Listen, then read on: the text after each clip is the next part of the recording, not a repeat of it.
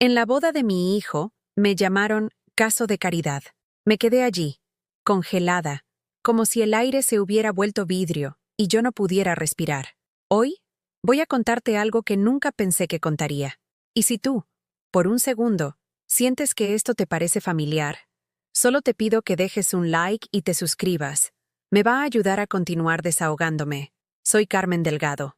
Tengo 64 años. Y durante los últimos 30, he sido la mujer que barre el Hospital General de Guadalajara a las 5 de la madrugada, cuando el mundo aún duerme y los pasillos huelen a desinfectante y soledad. Mis manos están marcadas por 1000 cortes de cristales rotos, manchadas por químicos que prometían limpiar pero que también me iban consumiendo la piel, día tras día. Esa mañana de sábado, 15 de octubre, llegué a la Hacienda San Isidro con mi vestido azul marino, el único que tenía para ocasiones especiales. Lo había planchado 3 veces la noche anterior, colgándolo con cuidado en la única percha buena que me quedaba. Llevaba mis zapatos negros de tacón bajo, esos que me comprometí a comprar hace 2 años cuando ahorré peso por peso durante 8 meses. En mi bolsa de imitación de piel, llevaba el regalo para Julián y Paloma. Un reloj de plata que había pagado en 12 abonos sin intereses. La hacienda era como algo salido de una revista. Jardines perfectos con bugambilias moradas que caían como cascadas, fuentes de cantera rosa, y mesas redondas cubiertas con manteles de lino blanco que costaban más que mi sueldo de una semana.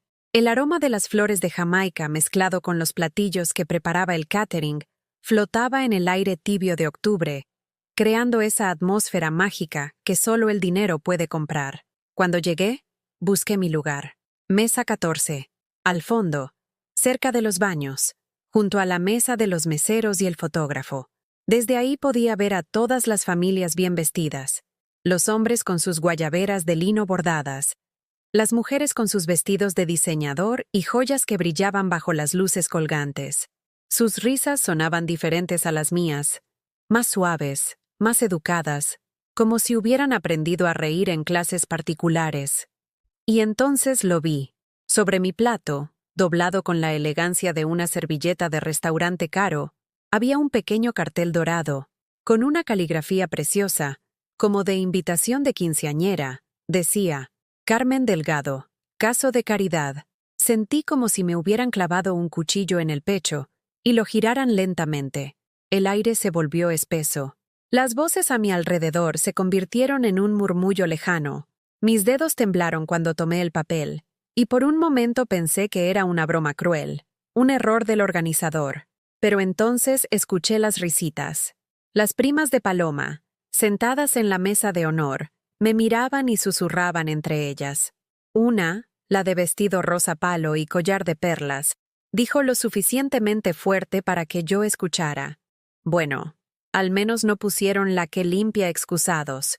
La otra, más joven, con el cabello rubio platinado y uñas largas decoradas con brillantitos, respondió, «Ay, no seas mala. Pobre señora Carmen, debe sentirse como Cenicienta en el baile. Ojalá se lleve algo del buffet envuelto en servilletas». Se rieron. Se rieron de mí como si fuera un chiste, un entretenimiento, algo pintoresco para adornar su tarde perfecta. Yo, que durante 30 años me levanté a las 4 de la madrugada para llegar puntual al hospital.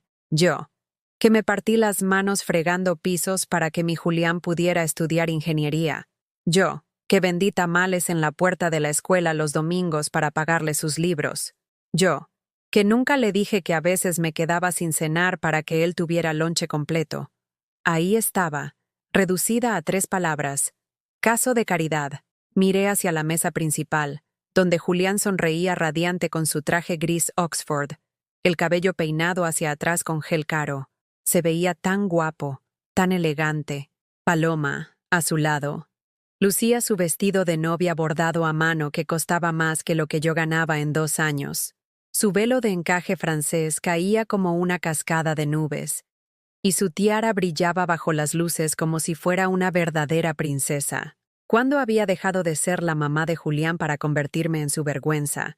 Los recuerdos llegaron como una avalancha. Julián a los 7 años, con fiebre, durmiendo sobre mi pecho en la clínica del seguro, porque no teníamos dinero para un doctor privado. Julián a los 15, llorando porque no tenía tenis de marca como sus compañeros, y yo trabajando turnos dobles para comprarle unos Nike de imitación que se veían casi iguales.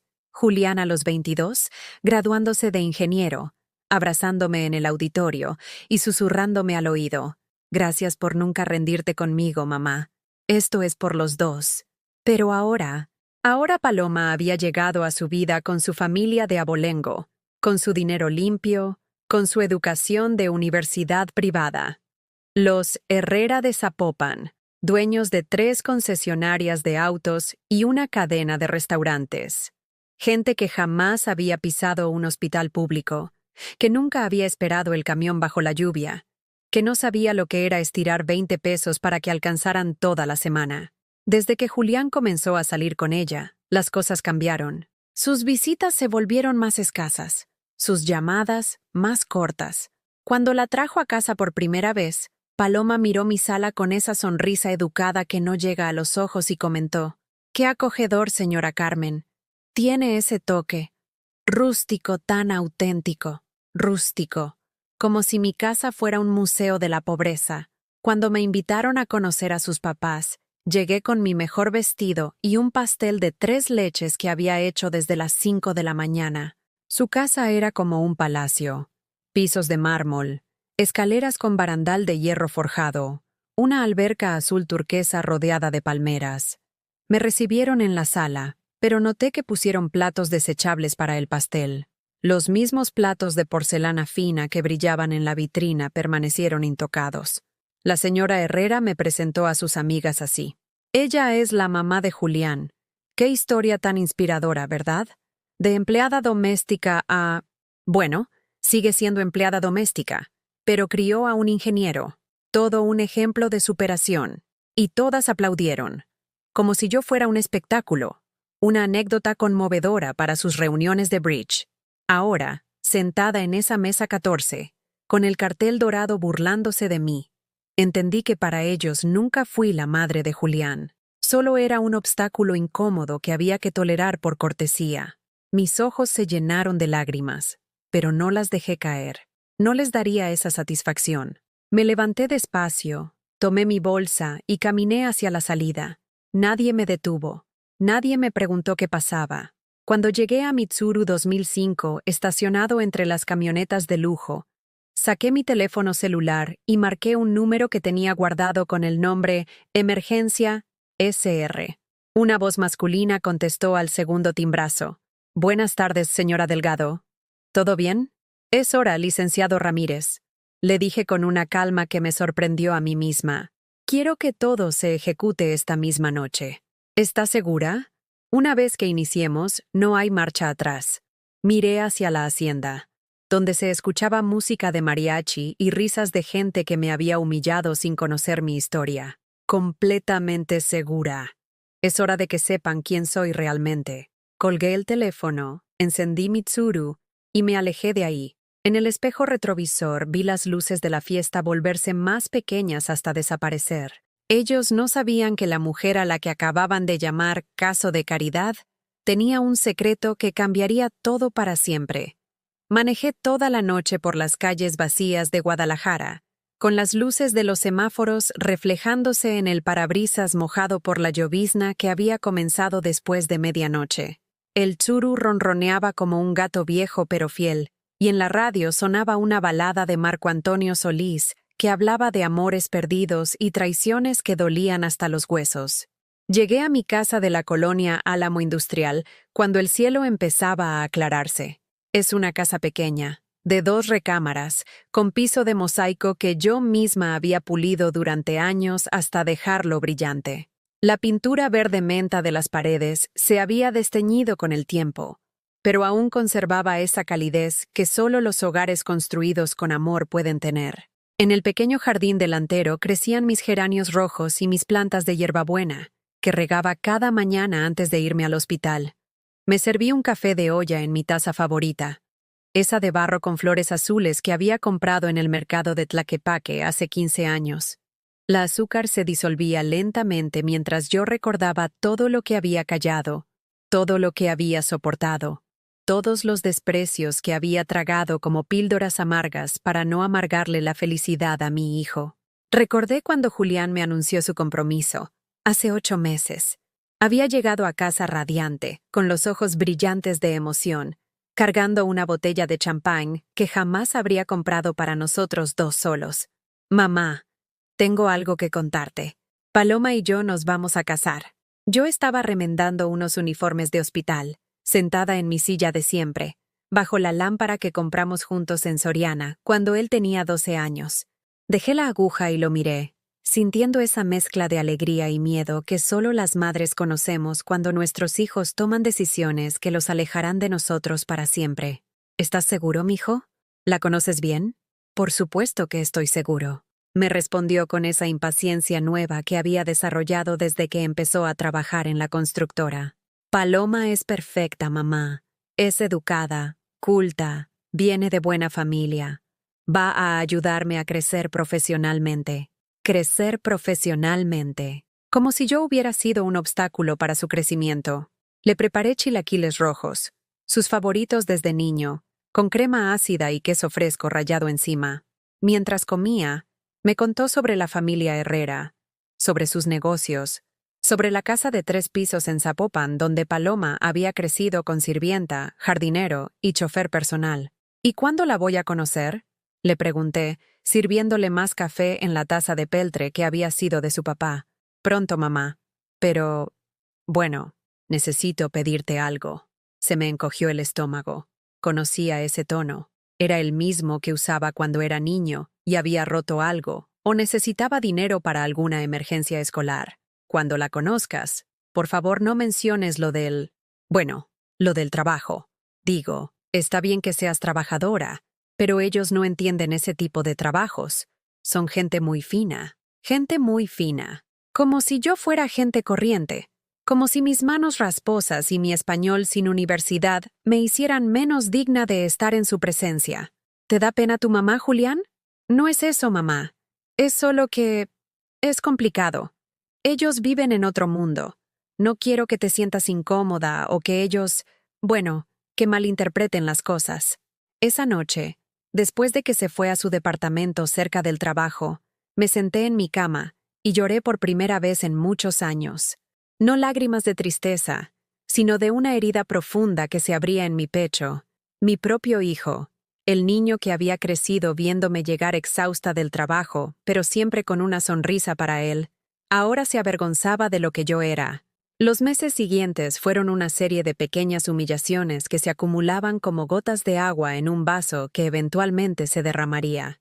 Cuando finalmente conocí a Paloma, llegó a mi casa en su BMW blanco, vestida con un conjunto de falda y blusa, que probablemente costaba más que mi renta de 3 meses. Tenía el cabello castaño perfectamente liso, uñas de gel francesas, y esa sonrisa educada que aprendes en colegios privados donde te enseñan a ser cortés sin ser cálida. Mucho gusto, señora Carmen, me dijo, extendiendo una mano suave como la seda. Julián me ha contado mucho sobre usted. Mentía. Lo supe inmediatamente porque Julián nunca le había contado nada real sobre mí. Si lo hubiera hecho, ella habría sabido que no me gustaba que me llamaran señora Carmen, como si fuera la empleada doméstica. Habría sabido que prefiero el café sin azúcar. Habría sabido que tengo nombre completo. Carmen Esperanza, Delgado Ramírez.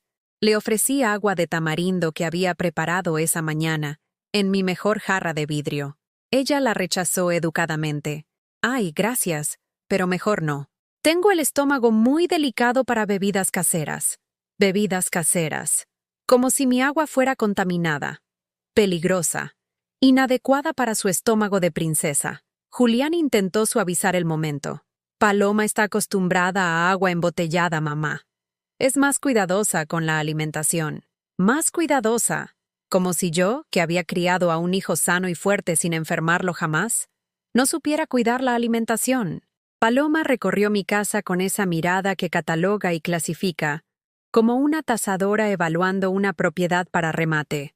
Se detuvo frente a las fotos familiares que colgaban en la pared de la sala. Julián en su primera comunión, con su traje blanco alquilado, Julián graduándose de la secundaria, con su toga prestada. Julián recibiendo su título de ingeniero. El día más orgulloso de mi vida. ¡Qué tiernas!, comentó, pero su tono sugería que las encontraba más patéticas que entrañables. Se nota que usted lo quiere mucho. Lo quiero mucho. Como si el amor de una madre fuera algo opcional, algo que se podía medir en grados de intensidad. Esa tarde, mientras preparaba mole poblano para los tres, escuché fragmentos de su conversación en la sala.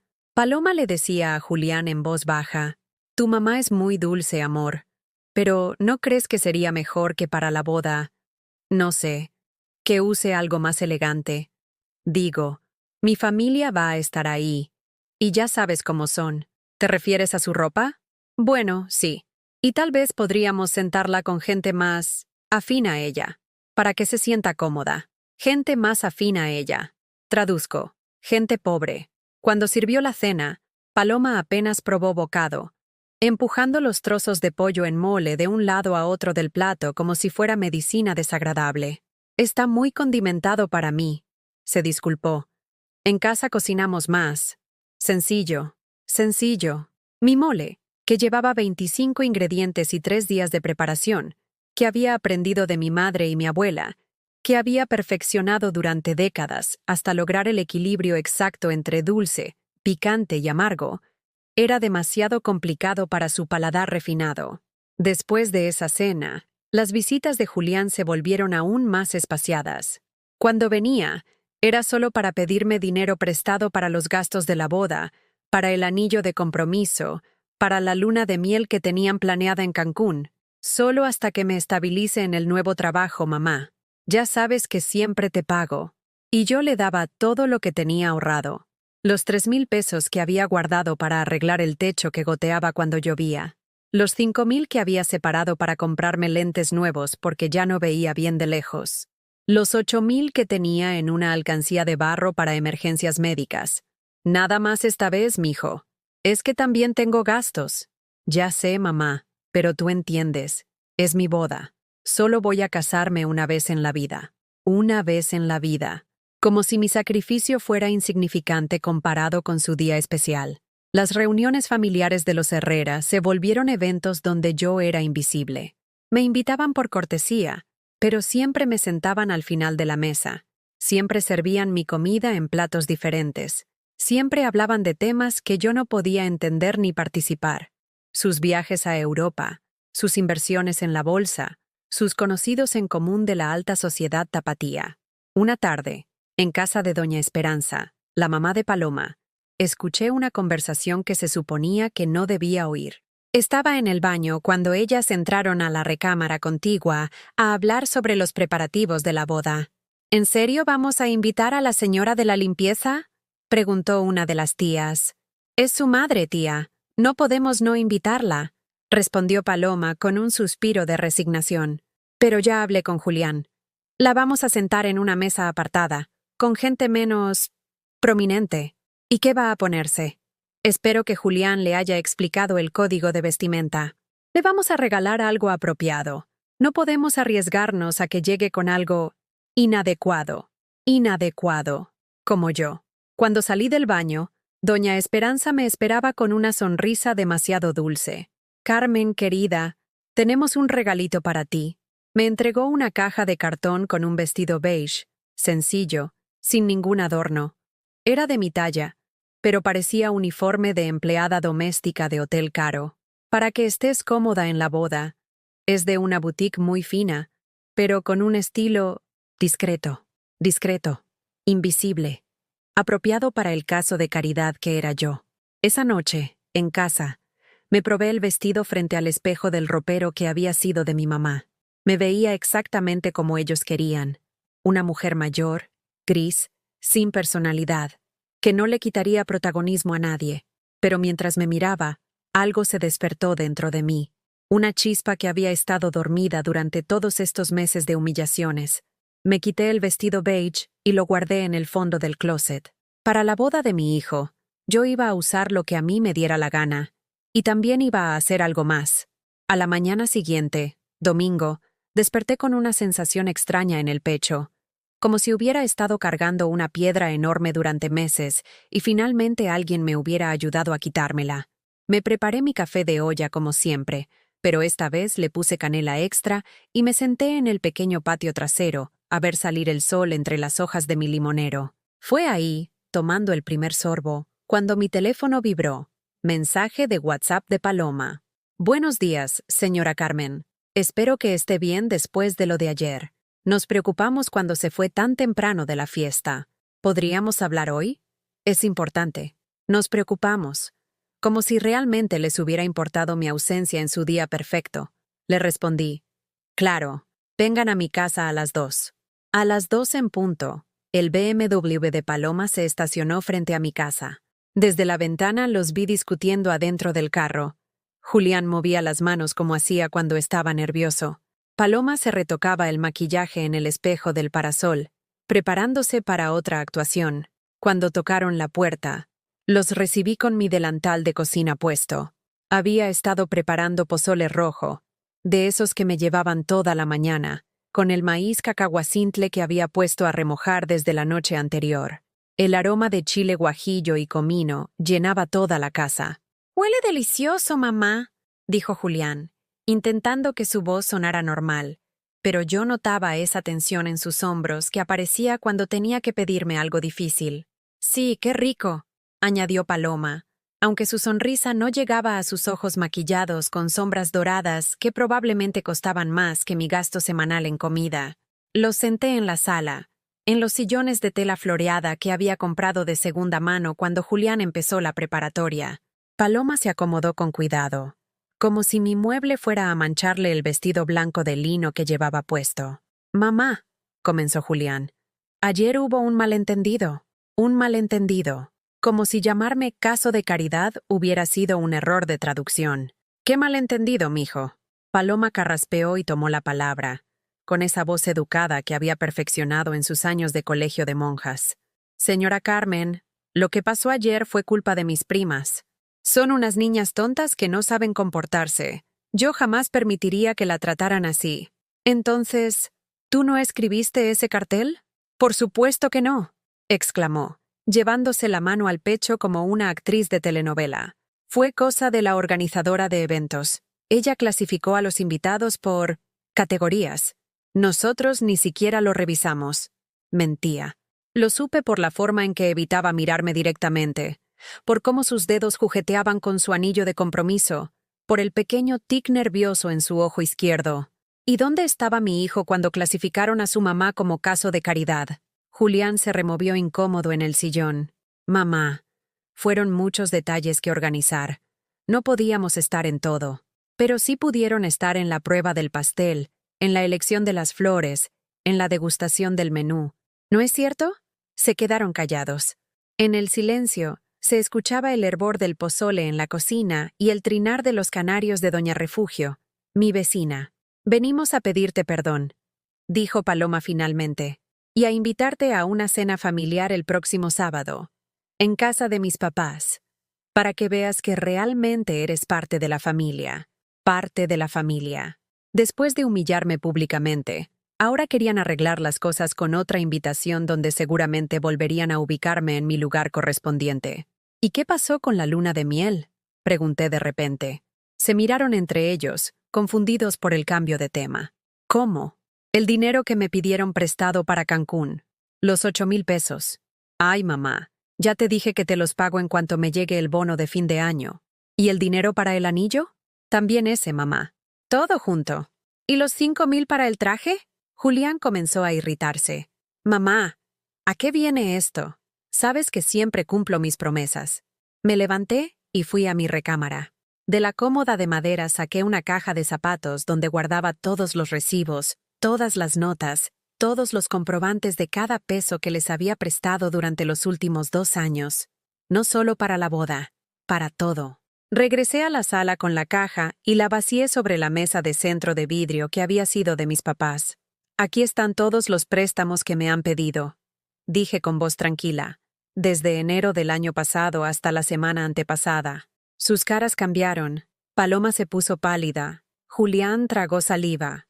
Los papelitos se extendían sobre la mesa como una alfombra de evidencia. 3,000 para el enganche del departamento, 5,000 para los muebles, 2,000 para la fiesta de compromiso, 8,000 para la luna de miel, 1,500 para el vestido de paloma, 3,000 para el anillo, 4,000 para el traje de novio, 2,000 para las invitaciones, 6,000 para el salón de la recepción, 34,500 pesos, dije, sumando mentalmente números que tenía grabados en el corazón. Más de 2 años de mi sueldo completo. Julián intentó explicar. Mamá, ya te dije ¿que me vas a pagar cuando tengas el bono? Lo interrumpí. ¿El mismo bono que prometiste el año pasado para pagarme los 3,000 del enganche? ¿El mismo que se convirtió en cuando me aumenten el sueldo? ¿El mismo que después se volvió cuando tengamos más estabilidad? Paloma se levantó del sillón. Señora Carmen, creo que está malinterpretando las cosas. Julián es su hijo. Es normal que usted lo apoye. Eso es lo que hacen las madres. ¿Y qué es lo que hacen las nueras, Paloma? Bueno, nosotros contribuimos de otras formas. ¿Cómo llamarme caso de caridad? Se hizo un silencio tan denso que podía cortarse con cuchillo. El reloj de pared que había pertenecido a mi mamá marcaba las 3:15 con su tic-tac constante. El mismo sonido que me había acompañado toda mi vida en esa casa. Julián se levantó. Mamá, creo que estás exagerando. Fue solo un malentendido tonto. No es para tanto. No es para tanto. 30 años de sacrificio. No es para tanto. ¿Sabes qué, Julián? Tienes razón. No es para tanto. Me levanté y comencé a recoger los papelitos de la mesa. Pero ya no voy a seguir prestando dinero para su matrimonio. ¿Qué? Lo que oíste. Se acabaron los préstamos. Si quieren algo más para su vida juntos, búsquenlo en otro lado. Paloma se puso roja de indignación. No puede hacer eso. Ya tenemos compromisos. Facturas que pagar. Claro que puedo. Es mi dinero. Pero es la boda de su hijo. Exacto. La boda de mi hijo. No mi responsabilidad financiera. Julián me miró con una expresión que nunca había visto. Decepción mezclada con algo que parecía desprecio. No pensé que fueras así, mamá. Tan egoísta. Egoísta. Después de darle todo. Después de vivir con lo mínimo para que él tuviera lo máximo. Después de trabajar doble turno cuando estaba enfermo para pagar sus medicinas. Egoísta. Creo que es mejor que se vayan. Les dije, caminando hacia la puerta. Cuando salieron, Paloma se volteó desde el carro. Esperemos que no se arrepienta de esto, señora Carmen. Era una amenaza disfrazada de preocupación. Esa noche, por primera vez en 30 años, cené pozole sin preocuparme por guardar porciones para nadie más. El caldo estaba perfecto, picosito, caldoso, con el maíz reventado en su punto exacto. Cada cucharada sabía a libertad. Pero la libertad dolía, porque significaba estar sola. Los siguientes días fueron como vivir en el ojo de un huracán. El lunes por la mañana, mientras barría los pasillos del hospital, mi teléfono no paraba de vibrar. Mensajes, llamadas perdidas, audios de WhatsApp que se acumulaban como una tormenta digital. Esperé hasta mi hora de descanso para revisar todo. Me senté en la banca del jardín trasero del hospital, entre las bugambilias que crecían salvajes contra la pared de concreto, y abrí la caja de Pandora que se había vuelto mi celular. Julián había enviado 12 mensajes desde las 6 de la mañana. Mamá, por favor contéstame. Paloma está muy nerviosa por lo de ayer. Necesitamos hablar. No puedes dejarnos colgados así. Ya tenemos compromisos de pago. Piensa en nuestra relación. Nuestra relación. Como si la relación fuera una cuenta bancaria donde él solo hacía retiros. Pero el que más me dolió fue el último. Mamá, creo que estás pasando por una crisis. Tal vez deberías hablar con alguien. No es normal que una madre le niegue apoyo a su hijo en el momento más importante de su vida. Una crisis. Como si defender mi dignidad fuera síntoma de enfermedad mental. Los audios de Paloma eran peores. Su voz, antes siempre dulce y educada, ahora sonaba desesperada, casi histérica. Señora Carmen, por favor, necesito que reconsidere su decisión. Ya le expliqué todo a mi familia. Les dije que usted nos iba a ayudar. Imagínese la pena que pasé cuando les tuve que decir que cambió de opinión. Mi papá dice que las personas de su edad a veces se vuelven difíciles, que es normal, pero yo le dije que usted no es así, que usted no se entiende. Por favor, llámeme. No sabe el estrés que me está causando. El doctor dice que el estrés es malo para el embarazo. ¿Embarazo? ¿Cuál embarazo? Esta era la primera vez que lo mencionaba. El martes por la tarde, cuando llegué del trabajo con los pies adoloridos y el uniforme manchado de cloro, encontré a doña Esperanza Herrera sentada en los escalones de mi casa. Llevaba un vestido de lino beige y lentes de sol de marca, completamente fuera de lugar en mi colonia donde los niños jugaban fútbol en la calle y las señoras sacaban sus sillas de plástico a platicar en las banquetas. Carmen, me dijo, quitándose los lentes con un gesto dramático. Necesitamos platicar de mujer a mujer. La invité a pasar, más por educación que por ganas. Se sentó en el borde del sillón, como si temiera contagiarse de pobreza. Mira, Carmen, vengo a hablar contigo porque Paloma está muy afectada. Está embarazada, y el estrés le puede hacer daño al bebé. Ahí estaba, la carta del embarazo. El as bajo la manga que habían estado guardando para el momento perfecto. ¿De cuánto está? 2 meses. Por eso necesitan ese dinero urgentemente. Para preparar el cuarto del bebé, para los gastos médicos. ¿En 2 meses necesitan cuarto de bebé? Doña Esperanza suspiró como si estuviera lidiando con una niña caprichosa. Carmen, usted no entiende. Nosotros planeamos las cosas con tiempo. No somos gente que deja todo para última hora. Gente como yo, quiso decir. Además, continuó, Paloma está acostumbrada a cierto nivel de vida. No puede vivir con estrés financiero en su estado. ¿Y yo sí puedo vivir con estrés financiero a los 64 años? Es diferente. Usted ya está acostumbrada. Acostumbrada. Como si la pobreza fuera mi hábitat natural. Como si yo hubiera nacido para servir y sufrir mientras otros disfrutaban. ¿Sabe qué, doña Esperanza? Tiene razón. Estoy acostumbrada a dar. Pero ya me cansé. Su expresión cambió. La máscara de cortesía se resquebrajó por un segundo. Carmen, no sea necia. Piense en el futuro. Este niño va a ser su nieto. ¿No quiere lo mejor para él? Claro que quiero lo mejor para mi nieto. Por eso ya no voy a permitir que vea a su abuela como un cajero automático. Se levantó molesta. Mire, Carmen, voy a ser directa con usted. Mi familia tiene influencias. Podemos ayudar a Julián a conseguir mejores trabajos, mejores oportunidades, pero también podemos cerrarle puertas. Depende de qué tan cooperativa decida ser. Era una amenaza elegante, pero amenaza al fin. ¿Me está chantajeando? Estoy siendo realista. Usted es una mujer sola, sin recursos, sin contactos. Nosotros somos la familia de su nieto. Podemos hacer que su vida sea más fácil o más difícil. Cuando se fue, me quedé en la sala mirando la marca que había dejado su perfume caro en el aire, un olor químico y empalagoso que no se parecía en nada al aroma natural de las flores de mi jardín. El miércoles llegó el ataque coordinado. Primero, la hermana menor de Julián, Sandra, que vivía en Tijuana y solo me hablaba cuando necesitaba dinero para sus gastos universitarios. Tía Carmen, me dijo por teléfono, usando ese diminutivo cariñoso que solo aparecía cuando quería algo. Me contó Julián lo que pasó. No puede ser que le esté haciendo esto a su propio hijo. ¿Qué le estoy haciendo, Sandra? Privarlo de su apoyo justo cuando más lo necesita. Eso no es cristiano, tía. Cristiano. Como si Dios estuviera de su lado en esta guerra económica. ¿Y dónde estabas tú cuando tu primo necesitaba apoyo para los estudios? ¿Cuando trabajé turnos dobles para pagarle la universidad? Eso es diferente. Yo era menor de edad, y ahora tienes 23 años y ganas tu propio dinero. ¿Por qué no le prestas tú? Colgó sin responder. Después llamó mi hermana Leticia desde Ciudad de México. Carmen, ¿qué mosca te picó? Julián me contó que te pusiste rebelde por una tontería. ¿Tontería?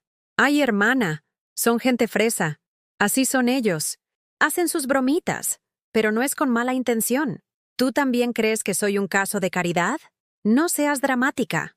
Al final del día, Julián es tu único hijo. ¿Vas a arriesgar esa relación por tu orgullo? Por mi orgullo. Como si tener dignidad fuera un defecto de carácter. El jueves por la noche, cuando llegué del trabajo, Encontré a Julián esperándome en su carro. Había estado llorando. Se le notaba en los ojos hinchados, en la forma en que evitaba mirarme directamente. Mamá, esto se está saliendo de control. ¿Qué se está saliendo de control? Paloma tuvo sangrado ayer. El doctor dice que fue por el estrés. Tuvimos que ir al hospital privado. Sangrado. La carta definitiva. El arma final. ¿Está bien? Sí, pero el doctor dice que tiene que estar tranquila. Sin presiones, sin problemas. ¿Y yo tengo que vivir con presiones y problemas a mi edad? Pero tú estás sana. Tú no estás embarazada. Tú no tienes un bebé que proteger, gritó. Mi hijo me gritó por primera vez en su vida, como si yo fuera la culpable de todo, como si mi negativa a seguir siendo su patrocinadora fuera un crimen contra la naturaleza. Me senté en los escalones de mi casa, sintiendo el concreto frío a través de mi uniforme. Los perros del barrio ladraban a lo lejos, mezclándose con el sonido de las televisiones encendidas y las conversaciones de las familias cenando en sus casas. Julián, le dije con una voz que no reconocí como mía, ¿tú me quieres? Por supuesto que te quiero. Entonces, ¿por qué nunca me defendiste? ¿De qué? De las humillaciones, de los comentarios, de que me trataran como si fuera tu empleada en lugar de tu madre.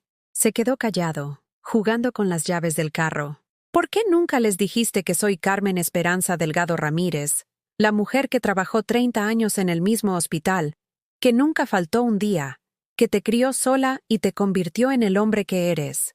Mamá, ¿por qué nunca les contaste que cuando tenías 8 años y te operaron de apendicitis, yo dormí 15 noches en una silla de plástico en el hospital porque no tenía dinero para irme a casa en taxi? Ahora sí comenzó a llorar. ¿Por qué nunca les dijiste que vendía quesadillas en la puerta de tu escuela para pagarte los materiales? ¿Por qué dejaste que pensaran que yo era solo una carga que tenían que soportar? Porque tengo miedo, mamá, susurró finalmente. Miedo de que si saben de dónde vengo, me rechacen. Ahí estaba la verdad. Mi hijo se avergonzaba de mí. Pero más que eso, se avergonzaba de él mismo, de su propia historia, de la sangre que corría por sus venas. Entonces ya no soy tu mamá, Julián. Soy solo un obstáculo para tu felicidad. Me levanté y entré a mi casa. Lo escuché tocar la puerta, suplicar que lo dejara explicarse, pero no abrí. Por primera vez en 30 años, dejé que mi hijo se fuera sin mi bendición, y por primera vez en mi vida, no me sentí culpable por ello. El viernes amaneció diferente. Por primera vez en décadas, desperté sin esa sensación de peso en el pecho, sin la urgencia de revisar mi teléfono para ver si Julián necesitaba algo. Me quedé en la cama 5 minutos extra, escuchando los sonidos de la colonia despertando, las tortilleras prendiendo sus comales, los camiones del pan tocando sus melodías, los niños corriendo hacia la escuela con sus mochilas rebotando en sus espaldas.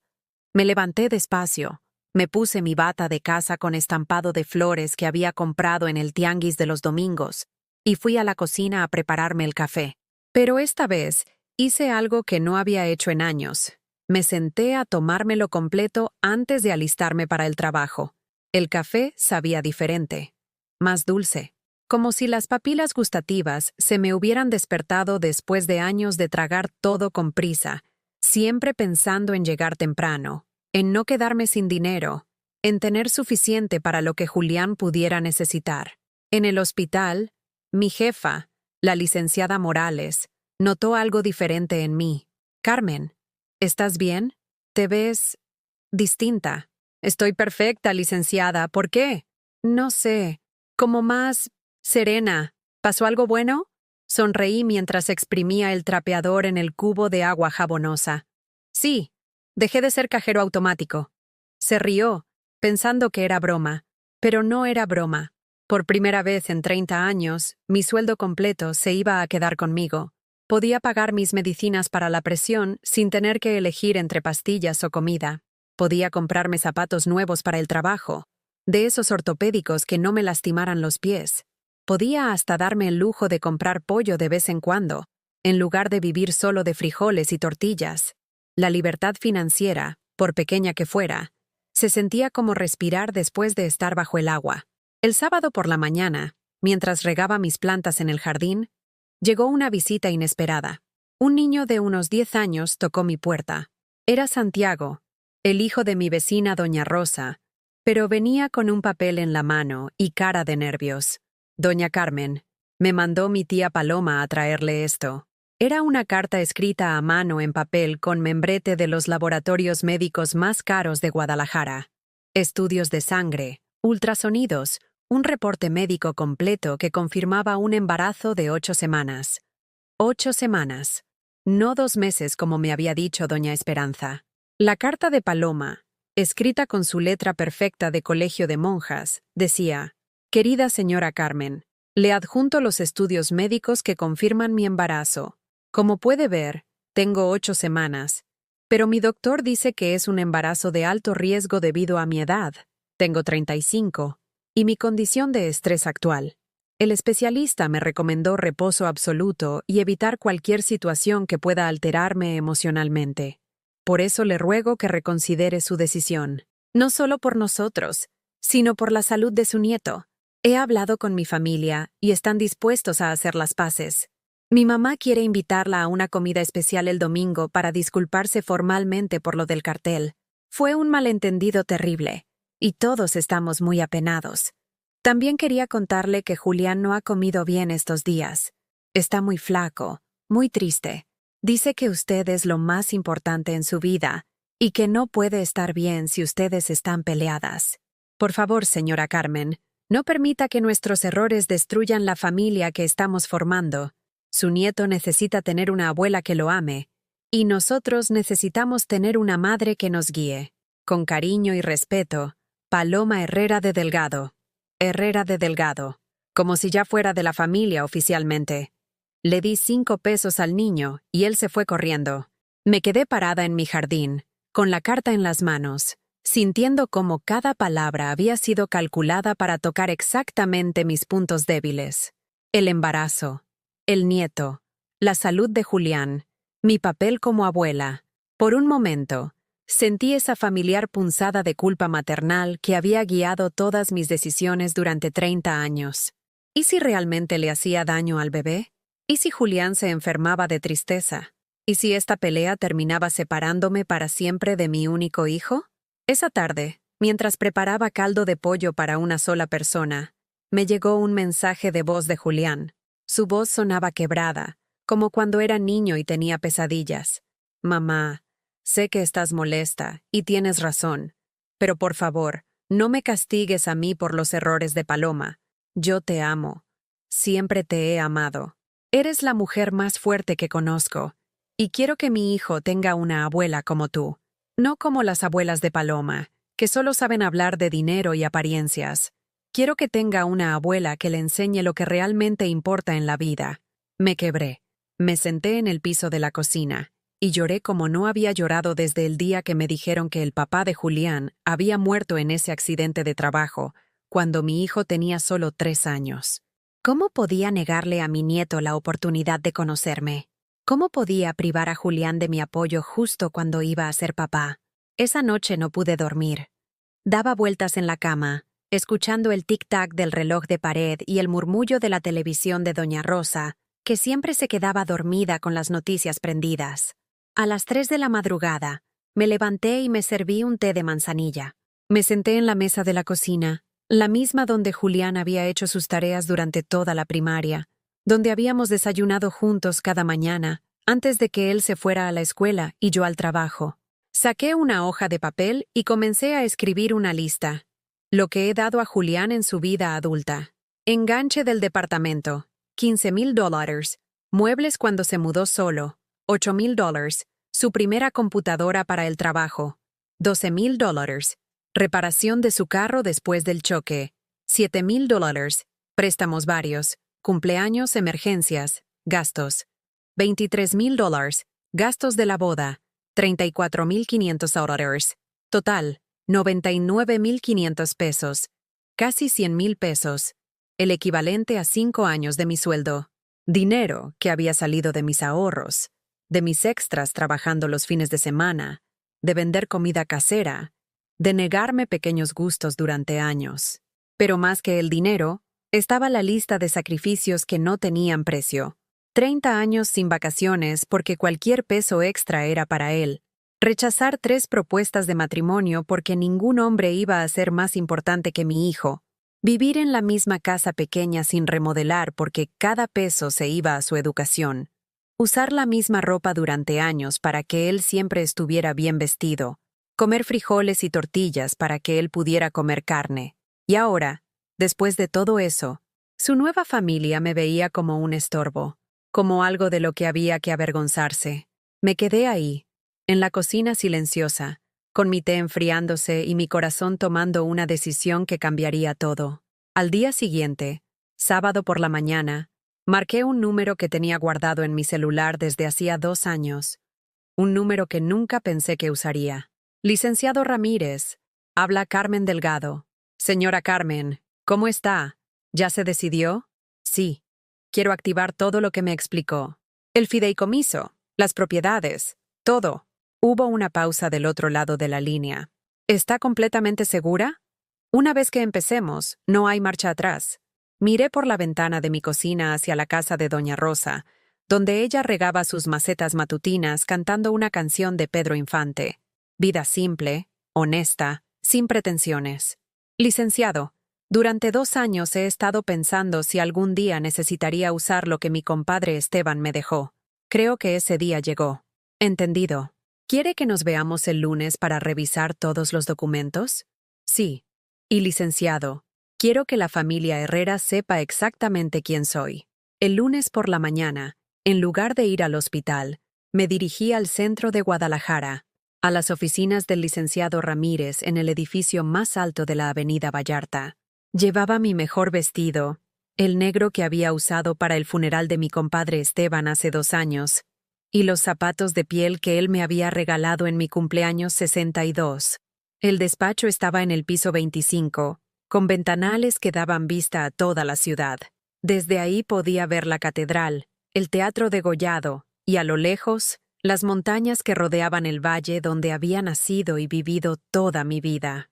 «Ah, señora Carmen», me saludó el licenciado, un hombre de unos 50 años con el cabello canoso perfectamente peinado y un traje que gritaba éxito profesional. «Me da mucho gusto verla. Don Esteban estaría orgulloso de que finalmente decidiera usar lo que él le dejó». Esteban Aguirre había sido mi jefe durante 15 años, cuando trabajaba limpiando las oficinas de su empresa constructora. Pero más que jefe, se había vuelto mi compadre, mi consejero, el único hombre que después de la muerte del papá de Julián, me había tratado con verdadero respeto. «Licenciado, explíqueme otra vez cómo funciona todo esto». Abrió una carpeta de piel café, que estaba llena de documentos con sellos oficiales y firmas que yo había puesto durante meses sin entender completamente su significado. Como le expliqué cuando don Esteban murió, él la nombró beneficiaria de un fideicomiso muy particular. Durante 20 años, usted ha sido socia silenciosa de 3 empresas que él manejaba: Constructora del Bajío, Inmobiliaria Tapatía y Desarrollos Residenciales del Occidente. Las palabras sonaban como de película. Yo, Carmen Delgado, empleada de limpieza, socia de empresas que construían fraccionamientos enteros. ¿Y realmente todo eso vale lo que usted me dijo? Más, señora Carmen. Las propiedades se han revalorizado. Estamos hablando de aproximadamente 85 millones de pesos. 85 millones. Una cifra tan grande que mi mente no lograba procesarla completamente. Era como si me dijeran que tenía poderes sobrenaturales. ¿Y la familia Herrera? El licenciado sonrió con una expresión que no me gustó del todo. Era la sonrisa de un tiburón que olía sangre en el agua. La constructora donde trabaja su hijo, Herrera Asociados, debe aproximadamente 12 millones de pesos a nuestras empresas. Préstamos para materiales, terrenos, maquinaria pesada. Contratos firmados hace 3 años con cláusulas de pago muy específicas. ¿Qué tipo de cláusulas? Si el deudor incurre en falta de respeto hacia la familia del acreedor, los préstamos se vuelven exigibles inmediatamente. Don Esteban era muy particular con ese tipo de detalles. Mi compadre había previsto esto. Él, que me conocía mejor que mi propio hijo, Había puesto cláusulas para protegerme de humillaciones que ni yo misma había imaginado. ¿Qué necesita que haga? Solo firme aquí. Y dígame exactamente qué quiere que pase con la familia Herrera. Tomé la pluma Montblanc que me extendió, sintiendo su peso en mis dedos callosos. Durante un segundo, dudé. Una vez que firmara esos papeles, no habría vuelta atrás. La guerra sería total. Pensé en el cartel dorado, en las risitas de las primas, en la cara de asco de Paloma cuando probó mi mole, en las amenazas veladas de doña Esperanza, en Julián gritándome por primera vez en su vida. Firmé. Quiero que sepan quién soy, pero no todavía. Primero, quiero que sientan lo que se siente cuando te tratan como si no valieras nada. El martes por la tarde, mientras fregaba los pisos del quirófano, mi teléfono vibró con una llamada de Julián. Su voz sonaba alterada, casi en pánico. «Mamá, ¿dónde estás? ¿Podemos hablar?» «Estoy trabajando, mijo». «¿Qué pasa?» «Es sobre el trabajo. Ha pasado algo raro. Mi jefe me llamó para decirme que hay problemas con unos contratos.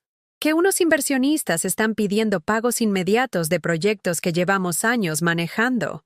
Sentí una satisfacción extraña, como cuando logras que una mancha difícil finalmente salga del piso después de tallarlo con todas tus fuerzas. ¿Y eso qué tiene que ver conmigo? Nada, supongo. Es solo que están muy nerviosos en la oficina. Dicen que si no conseguimos el dinero, la empresa podría quebrar. ¡Qué lástima! Hubo un silencio largo. Julián esperaba que yo dijera algo más, que mostrara preocupación, que ofreciera ayuda, como siempre había hecho. «Mamá, ¿estás bien? Suenas diferente». «Estoy perfecta, hijo. Solo cansada de trabajar. ¿Podemos cenar juntos mañana? Quiero platicar contigo». «No puedo. Mañana tengo turno doble». Mentí. Mañana tenía la tarde libre, pero ya no iba a estar disponible cada vez que él necesitara algo. El miércoles, doña Esperanza apareció de nuevo en mi casa. Esta vez no venía sola. Traía a Paloma, que lucía ojeras profundas y había perdido peso. Su embarazo se notaba apenas como una pequeña curva bajo su blusa holgada. «Carmen», dijo doña Esperanza sin el teatrito de cortesía de la vez anterior, «necesitamos hablar seriamente». Las hice pasar, pero esta vez no les ofrecí nada de tomar. Se sentaron en mis sillones como si fueran tribunales donde ellas eran las juezas y yo la acusada. «El negocio de mi esposo está en problemas», continuó doña Esperanza. «Unos inversionistas fantasma están exigiendo pagos que se supone eran a largo plazo. Mi abogado dice que es muy raro, que parece una estrategia coordinada. Inversionistas fantasma. Si supieran que el fantasma estaba sentado frente a ellas, preparándoles té de canela». Paloma se inclinó hacia adelante, con las manos sobre su vientre. «Señora Carmen, usted conoce gente del hospital, gente trabajadora como usted. ¿No ha escuchado nada sobre quién podría estar detrás de esto?» Me estaban preguntando si sabía quién las estaba destruyendo financieramente. La ironía era deliciosa. «No, mija. Yo solo limpio pisos. ¿Qué voy a saber de esos asuntos tan complicados?» Doña Esperanza me estudió con esos ojos azules que había heredado de algún ancestro europeo. «Carmen, necesitamos que hable con Julián, que lo convenza de que nos ayude con un préstamo». «¿Ah, un préstamo? Él tiene acceso a créditos bancarios por su trabajo. Si avala un préstamo de 500,000 pesos, podríamos salir de esta crisis temporal». 500,000 pesos. Querían que mi hijo arriesgara su patrimonio para salvar a la familia que me había humillado. ¿Y si no puede pagar?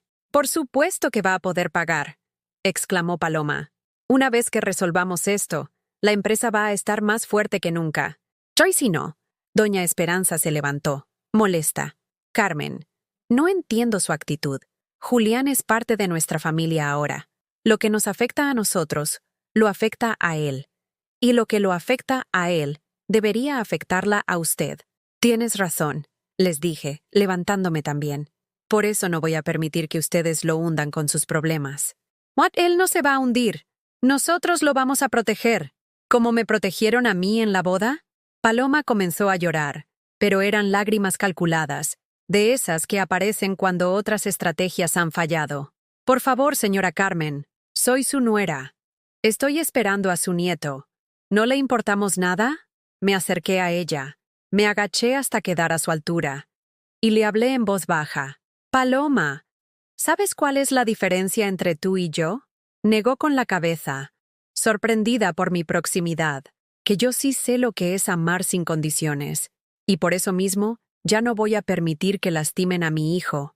Nosotros no lo lastimamos, lo amamos. No, ustedes aman lo que él puede darles, yo amo lo que él es. Se fueron sin despedirse, con doña Esperanza murmurando algo sobre gente malagradecida, y Paloma sollozando como niña berrinchuda. Esa noche, por primera vez en semanas, dormí profundamente, como si hubiera ganado la primera batalla de una guerra que recién comenzaba. El jueves por la noche recibí la llamada que había estado esperando. Era el licenciado Ramírez, y su voz sonaba satisfecha, como un cirujano que acababa de completar una operación perfecta. Señora Carmen, todo está listo. Mañana viernes a las 9 de la mañana se ejecutarán todas las cláusulas. ¿Mantiene su decisión? Estaba cenando quesadillas de flor de calabaza, sentada en mi mesa de siempre, viendo las noticias en mi televisión de 20 pulgadas. En pantalla, hablaban sobre la crisis económica que afectaba a las empresas constructoras de Jalisco. Sí, licenciado, es hora de que todos sepan quién es Carmen Delgado. El viernes desperté a las 5, como siempre, pero en lugar de alistarme para el hospital, me puse mi vestido azul marino, el mismo que había usado en la boda.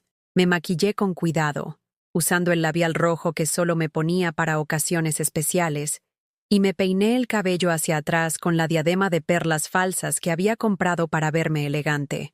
A las 8:30 sonó mi teléfono. Era Julián, y su voz sonaba desesperada. «Mamá, ¿dónde estás? Necesito verte urgentemente. Estoy en casa, mijo». «¿Qué pasa?» «Todo se está viniendo abajo. La empresa de don Roberto está siendo demandada. Dice que unos inversionistas misteriosos están cobrando deudas millonarias. Van a embargar la casa, los carros, todo». «¿En serio? ¡Qué terrible!». Mamá, no entiendes. Si quiebra la empresa, yo me quedo sin trabajo. Y Paloma está embarazada. No podemos quedarnos sin ingresos ahora». «¿Y qué quieres que haga yo, Julián?» «No sé. Algo. Tú siempre sabes qué hacer en las crisis». Siempre supe qué hacer. Siempre supe cómo resolverle la vida, cómo sacarlo de problemas, cómo encontrar dinero donde no lo había. Pero esta vez era diferente. «Ven a la casa. Traigan a Paloma también». A las 10 de la mañana llegaron en el BMW, pero ahora el carro de lujo parecía fuera de lugar en la calle donde los vecinos salían a barrer sus banquetas y los niños jugaban con pelotas de plástico. Julián se veía demacrado, con ojeras profundas y la camisa arrugada como si hubiera dormido con ella puesta. Paloma caminaba despacio, una mano en la espalda baja, la otra en su vientre, actuando el papel de mujer embarazada frágil con una precisión que había perfeccionado en los últimos días. Los recibí en la sala, pero esta vez no les ofrecí nada. Me senté frente a ellos, con las manos cruzadas sobre el regazo, y esperé a que hablaran. «Mamá», comenzó Julián, «necesitamos tu ayuda». «¿Mi ayuda?» «Sí. Tú conoces gente trabajadora, gente honesta. A lo mejor alguien tiene contactos, alguien que pueda prestarnos dinero, gente trabajadora. Como si mis conocidos fueran una red de prestamistas clandestinos dispuestos a soltar millones de pesos. ¿Cuánto dinero necesitan?» Paloma se inclinó hacia adelante. 12 millones de pesos. Sé que suena mucho, pero es temporal. En cuanto papá resuelva esto, se los devolvemos con intereses. 12 millones. Exactamente la cantidad que debían a mis empresas. ¿Y por qué creen que yo puedo conseguir esa cantidad? Porque tú siempre has podido, dijo Julián con esa confianza ciega que los hijos tienen en sus madres. Siempre has encontrado la forma de ayudarme. Aunque sea un caso de caridad. Paloma se puso colorada. Ya le expliqué que eso fue un error, un malentendido terrible. Un malentendido que duró toda la fiesta. Un malentendido que incluyó sentarme con los meseros. Un malentendido que sus primas celebraron con risas. Fueron solo unas niñas tontas. ¿Y tú eres una niña tonta también? Yo no hice nada. Exacto. No hiciste nada. No me defendiste. No paraste las burlas. No corregiste el cartel. No hiciste nada. No, Julián intentó mediar. Mamá, por favor, estamos desesperados. Don Roberto dice que si no conseguimos el dinero antes del lunes, van a rematar todo. Paloma y yo nos quedaríamos en la calle. ¿En la calle? ¿Con qué van a terminar en la calle? Vivimos en una casa de la empresa.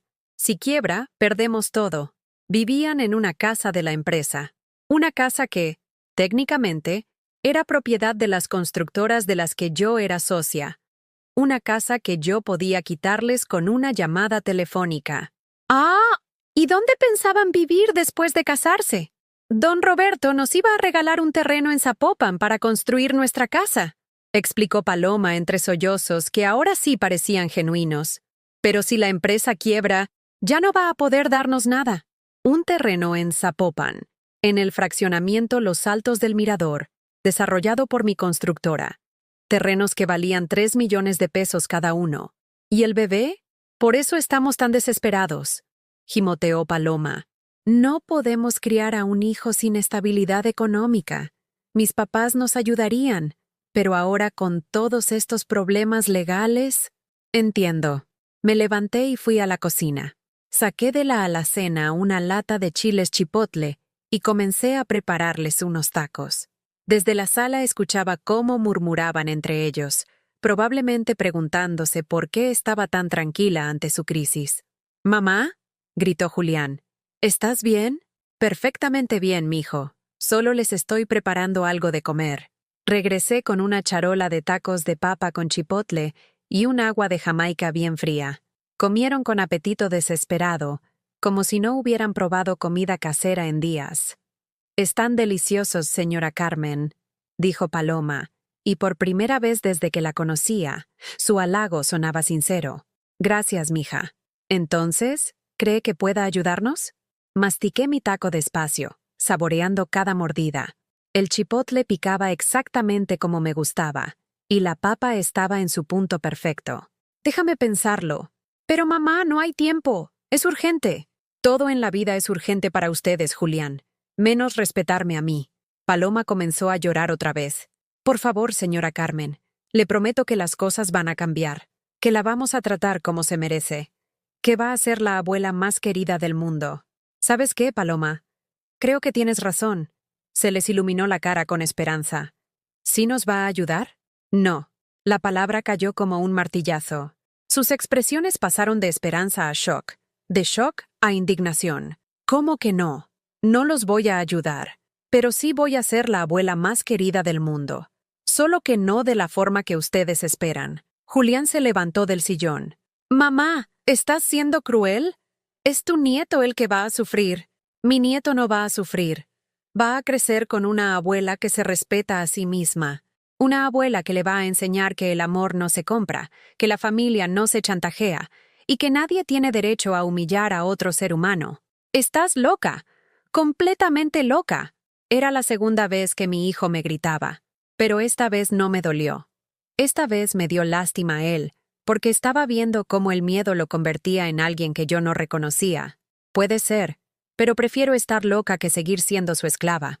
Paloma se paró tambaleándose. «No somos esclavistas. Somos familia. La familia se respeta, Paloma. La familia se cuida. La familia no humilla a sus miembros en público. Ya le pedimos perdón 1000 veces. ¿Sabes cuál es la diferencia entre pedir perdón y arrepentirse?». Se quedó callada. Pedir perdón es para que te perdonen. Arrepentirse es para no volver a lastimar. Se fueron dando un portazo que hizo vibrar las ventanas de mi casa. Desde la banqueta, Julián me gritó: «Te vas a arrepentir de esto, mamá. Cuando tengamos que irnos de Guadalajara por tu culpa. Cuando tu nieto crezca sin conocerte». Cerré la puerta y me apoyé contra ella, sintiendo mi corazón latir como tambor de banda sinaloense. Las amenazas habían llegado. Ya no fingían cortesía. Ya no pretendían amarme. Ahora la guerra era abierta. Y ellos no sabían que acababan de declarársela a la mujer equivocada. El lunes llegó como llegan los días que cambian la historia. Silencioso, normal, sin fanfarrias que anuncien que nada volverá a ser igual. Yo estaba en el hospital, trapeando el piso de pediatría, cuando mi teléfono comenzó a sonar como loco. Llamada tras llamada de números que no reconocía, mensajes de WhatsApp que se acumulaban más rápido de lo que podía leerlos. Esperé hasta mi descanso de las 11 para revisar todo. Me senté en mi banca favorita del jardín, la que está bajo la sombra del árbol de mango, y abrí el teléfono. Julián había llamado 17 veces desde las 8 de la mañana. Sus mensajes de voz se volvían progresivamente más desesperados. «Mamá, llámame urgente. Mamá, algo terrible está pasando. Mamá, por favor, contéstame. Es una emergencia. Mamá, contesta el teléfono». El último mensaje había llegado hacía 5 minutos. «Mamá, voy a tu trabajo. Necesito hablar contigo ahora mismo». Lo vi llegar desde mi banca del jardín. Su BMW estaba sucio, sin lavar, muy diferente al carro siempre impecable que manejaba. Él venía corriendo por el estacionamiento del hospital, con la camisa arrugada y el cabello sin peinar. Parecía un loco. «¡Mamá!», gritó cuando me vio. «Gracias a Dios que estás aquí». Varios enfermeros y doctores voltearon a mirarnos. En el hospital todos me conocían como Doña Carmen, la señora tranquila que llegaba antes que el sol y se iba cuando las estrellas ya brillaban. «¿Qué pasa, Julián? ¿Te ves mal?» Todo está pasando». Se dejó caer en la banca a mi lado, respirando como si hubiera corrido un maratón. «Mamá, unos abogados llegaron a la empresa esta mañana, con papeles, con demandas. Dicen que debemos millones de pesos a unas empresas que ni siquiera conocemos». «¿A qué empresas?» «Constructora del Bajío, Inmobiliaria Tapatía, Desarrollos Residenciales del Occidente». Nunca había oído esos nombres en mi vida. ¡Qué curioso! Tampoco había oído mi nombre en su boca desde que se casó. ¿Y qué dicen que deben? 12 millones, con intereses acumulados. Dicen que don Roberto firmó contratos hace 3 años y que ahora, por incumplimiento de cláusulas específicas, toda la deuda es exigible inmediatamente. ¿Qué cláusulas? Julián sacó unos papeles arrugados de su bolsillo. ¿Algo sobre respeto hacia la familia del acreedor?, leyó confundido. No entiendo qué significa eso. Yo sí sabía qué significaba. Significaba que mi compadre Esteban me había protegido hasta después de muerto. ¿Y don Roberto qué dice? Está como loco. Dice que alguien lo traicionó, que esto tiene que ser venganza personal, pero no entiende de quién. En ese momento llegó Paloma corriendo, con zapatos de tacón completamente inadecuados para el suelo irregular del estacionamiento del hospital. Casi se tropieza 2 veces antes de llegar hasta nosotros. «Señora Carmen», jadeó, con el maquillaje corrido por el llanto y el sudor. «Gracias a Dios que la encontramos». «¿Qué pasa, mija?» «Mi papá está en el hospital. Le dio un ataque de ansiedad cuando llegaron los de Hacienda a embargar la casa. Los doctores dicen que fue por el estrés». Hacienda. La autoridad fiscal también se había sumado a la fiesta. Mi licenciado había sido muy minucioso. ¡Qué horrible! ¿Están bien? No estamos bien. Nos van a quitar todo. La casa, los carros, los negocios. Paloma lloraba sin control, con esos sollozos entrecortados que salen cuando el mundo se derrumba, y no hay nada que hacer para detenerlo. Y yo embarazada. No podemos criar a un niño viviendo en un cuarto de vecindad, como si vivir con pocos recursos fuera una maldición heredable. «Mamá», suplicó Julián, tomándome las manos con las suyas que temblaban como hojas en tempestad. «Tú eres la única persona en quien confío, la única que siempre ha estado ahí para mí. Por favor, ayúdanos a pensar en algo». Miré sus manos sobre las mías, las mismas manos que yo había curado cuando se lastimaba de niño, que había guiado para que aprendiera a escribir, que había aplaudido cuando recibió su título universitario. «¿Ahora sí soy importante para ti?» «Siempre has sido importante». «¿Más importante que la opinión de la familia Herrera?» «Sí». «¿Más importante que mantener las apariencias?» «Sí, por supuesto que sí». «Entonces, ¿por qué me dejaste que me humillaran?» Julián soltó mis manos y se cubrió la cara. «Porque soy un cobarde, porque tenía miedo, porque quería pertenecer a su mundo, y pensé que si tú no encajabas, era mejor que te hicieras a un lado. Finalmente. La verdad. ¿Y ahora qué piensas? Que fui un idiota, que cambié a la mujer más valiosa del mundo por gente que me va a abandonar en cuanto ya no les sirva». Paloma lo miró con horror. «Julián, yo no te voy a abandonar». «¿En serio?», le pregunté. ¿Te vas a quedar con él si se queda sin dinero? ¿Si tienen que vivir en una casa como la mía? ¿Si tu hijo crece jugando en la calle con niños pobres? Yo lo amo. ¿Lo amas a él o amas lo que él puede darte? A él. Solo a él. Perfecto. Entonces no van a tener ningún problema. Me levanté de la banca y caminé hacia la entrada del hospital. Ellos me siguieron, desesperados. Mamá, ¿a dónde vas? A trabajar. Tengo que terminar mi turno. No puedes irte así. Necesitamos una solución. Me volteé hacia ellos en la puerta del hospital, bajo el letrero que decía Hospital General de Guadalajara, servicios para toda la comunidad, donde había trabajado durante 30 años sin faltar un solo día. ¿Quieren una solución? Asintieron desesperadamente. Está bien. Mañana martes, a las 6 de la tarde, vengan a mi casa. Los dos. Solos. Y vengan preparados para escuchar algunas verdades. ¿Qué verdades? Van a descubrir quién es realmente Carmen Delgado. Los dejé ahí parados, con sus caras de confusión, mientras yo regresaba a mi trabajo. Tenía pisos que trapear, baños que limpiar, basura que recoger, pero ya no era la misma mujer que había empezado esa mañana. Por primera vez en mi vida adulta, tenía el poder. Y mañana, por primera vez, lo iba a usar. Esa noche, mientras preparaba mi cena, sonó mi teléfono. Era el licenciado Ramírez. Señora Carmen, todo salió perfecto. Los Herrera están en bancarrota técnica. Van a perder todo en los próximos días si no consiguen el dinero. ¿Y Julián? Su hijo no corre ningún riesgo legal. Él es empleado, no socio, aunque sí se va a quedar sin trabajo. Bien, ¿quiere que procedamos con la segunda fase? Miré por la ventana de mi cocina hacia la casa de Doña Rosa, donde ella cenaba tranquila viendo su telenovela de las 8. Vida simple, sin complicaciones, sin traiciones familiares. Todavía no, licenciado. Primero quiero ver si realmente han aprendido algo. Como usted diga. Pero recuerde que cada día que pasa, el interés acumulado sigue creciendo. Lo sé, pero algunas lecciones no se pueden aprender con dinero. Se aprenden con dolor. Colgué el teléfono y terminé de cenar mi sopa de tortilla, preparada exactamente como me gustaba, con mucho chile pasilla, queso fresco desmoronado y aguacate rebanado. Cada cucharada sabía a victoria. Mañana sería el día en que mi familia descubriría que la mujer a la que habían llamado caso de caridad tenía el poder de salvarlos o destruirlos completamente, y la decisión dependía de si realmente habían aprendido a respetarme.